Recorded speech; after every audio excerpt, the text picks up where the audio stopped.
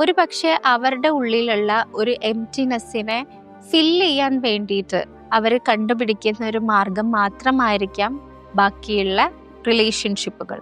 സത്യം പറഞ്ഞാൽ ചിലപ്പോൾ അവർക്ക് പോലും അറിയുന്നുണ്ടാവില്ല അവരുടെ ലൈഫ് കൊണ്ട് എന്ത് ചെയ്യണം എന്നുള്ളത്.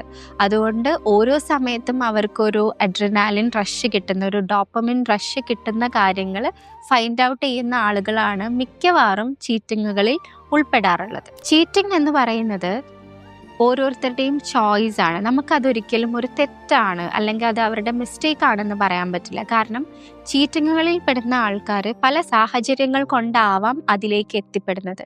ഒരു പക്ഷേ അവർക്ക് അവരുടെ റിലേഷൻഷിപ്പിൽ ഒരു മീനിങ് കണക്ഷൻ ഫീൽ ചെയ്യാൻ പറ്റുന്നില്ലായിരിക്കാം, അല്ലെങ്കിൽ അവരുടെ ഫിസിക്കൽ ആയിട്ടുള്ള അല്ലെങ്കിൽ ഇമോഷണൽ ആയിട്ടുള്ള നീഡ്സ് ഒന്നും സാറ്റിസ്ഫൈ ചെയ്യുന്നില്ലായിരിക്കാം.